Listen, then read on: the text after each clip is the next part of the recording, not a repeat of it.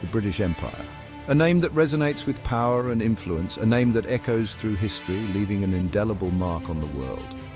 At its peak, it spanned the globe, its reach extending across continents, touching every corner of the earth.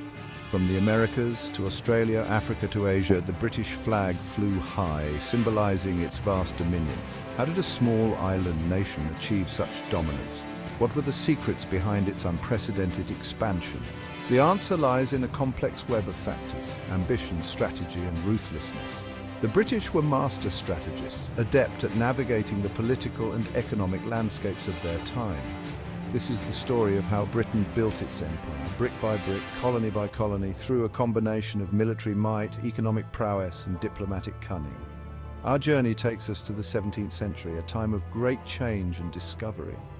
Europe is astir with exploration and trade. Nations are vying for supremacy, seeking new lands and resources to fuel their ambitions. New sea routes are discovered, opening up the world to ambitious powers. The age of exploration is in full swing, and the seas are teeming with ships setting out to chart unknown territories. Among them is a small island nation with a growing appetite for wealth and influence: Britain. With each voyage, each new colony, Britain's influence grows, setting the stage for an empire that would shape the course of history. India, a land of immense riches and ancient civilizations, becomes the focal point of British ambition. Spices, textiles, and other treasures hold an irresistible allure. The quest for these riches will set in motion a chain of events that will reshape the destiny of both nations. The Mughal Empire, once mighty, is now in decline. This power vacuum creates an opportunity for European powers eager to establish their dominance. The British, with their shrewd tactics and relentless ambition, are poised to seize the moment. At the forefront of British expansion is not the Crown, but a company, the East India Company. This company, founded in 1600, was initially a group of merchants seeking to capitalize on the lucrative spice trade in the East Indies. Little did they know they would soon become a dominant force in global trade and politics. Granted a royal charter by Queen Elizabeth to trade with the East, this company quickly evolves into a powerful force. The charter gave them the exclusive right to trade in the East Indies, and they wasted no time in establishing their presence. They built ships, hired sailors, and set sail for the unknown, driven by the promise of wealth and adventure. It establishes trading posts, raises armies, and begins to assert its authority. These trading posts soon became fortified settlements, complete with their own private armies. The company was not just trading goods, it was building an empire. They negotiated treaties, fought battles, and expanded their territories, often at the expense of local rulers and populations. The company's ambitions go far beyond mere trade. They sought to control the political landscape of the regions they operated in. They installed puppet rulers, collected taxes, and administered justice, effectively becoming a state within a state. Their influence grew, and so did their wealth and power. They see an opportunity to gain political control, to become the kingmakers in a land ripe for the taking. The company played a crucial role in the politics of India, often manipulating local rulers to serve their interests. They used diplomacy, bribery, and military force to achieve their goals, reshaping the political landscape of the subcontinent. Their agents, driven by greed and ambition, weave a web of intrigue and manipulation. These agents were not just traders, they were spies, diplomats, and soldiers. They gathered intelligence, forged alliances, and plotted against their enemies. The East India Company was a complex and multifaceted organization, driven by the relentless pursuit of profit and power. The East India Company's tactics are a blend of diplomacy and deceit. They exploit rivalries between local rulers, playing them against each other. Treaties are signed, often under duress, granting the company ever-increasing concessions. The company's growing influence does not go unnoticed. Suspicions arise and resistance begins to simmer. But the British are masters of divide and rule, turning their adversaries against each other and crushing any opposition that arises. Section 5. The power of divide and rule. The British understand that to control a land as vast and diverse as India, they must exploit its internal divisions.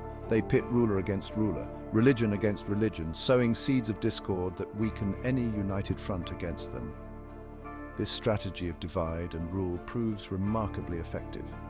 By playing on existing tensions and creating new ones, the British ensure that their opponents are too busy fighting each other to challenge their growing power. Section 6. Technological superiority, a decisive edge. British dominance is not solely built on cunning. They possess a crucial advantage: superior technology. Their muskets and cannons outmatch the weaponry of their Indian adversaries, giving them a decisive edge on the battlefield. This technological superiority allows the British to win key battles and solidify their control over vast territories. The roar of their cannons echoes across the land, a symbol of their growing might. Section 7. The Mutiny of 1857. A moment of reckoning. However, British rule is not absolute. Resentment simmers beneath the surface, fueled by economic exploitation and cultural insensitivity. In 1857, this resentment explodes into open rebellion. The Sepoy Mutiny. The mutiny, sparked by controversial rifle cartridges greased with animal fat, spreads like wildfire across northern India. It is a brutal and bloody conflict marked by atrocities on both sides. The British are shaken but ultimately prevail, crushing the rebellion with ruthless efficiency. Section 8. Beyond India, a legacy of empire. The story of British rule is not confined to India. Their empire stretches across the globe, leaving its mark on countless lands and cultures. From the bustling streets of Hong Kong to the African savannah, the Union Jack becomes a symbol of British power.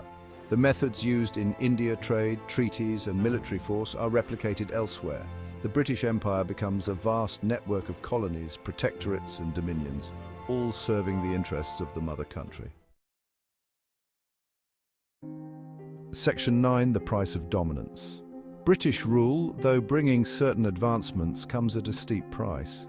Local industries are often suppressed to favour British goods, leading to economic hardship. Traditional ways of life are disrupted and resentment festers among the colonized populations. The human cost of empire is immense. Millions suffer under exploitative policies, their voices silenced, their destinies controlled by a distant power. The quest for profit and dominance leaves a trail of suffering in its wake. Section 10. Independence and its aftermath. The 20th century witnesses the decline and fall of the British Empire. Once a global superpower, the empire's vast territories spanned continents, influencing countless lives and cultures. 2 world wars weaken its grip on power, draining resources and morale. The devastation of these conflicts leaves the empire struggling to maintain control over its far-flung colonies. Meanwhile, independence movements gain momentum across the globe. Inspired by ideals of self-determination and freedom, leaders and activists rally their people to challenge colonial rule. India, the jewel in the crown, finally achieves its independence in 1947. This monumental event marks a turning point, signaling the beginning of the end for the British Empire. The end of empire is a time of both celebration and turmoil. While many rejoice in newfound freedom, the transition is fraught with challenges, including the painful partition of India.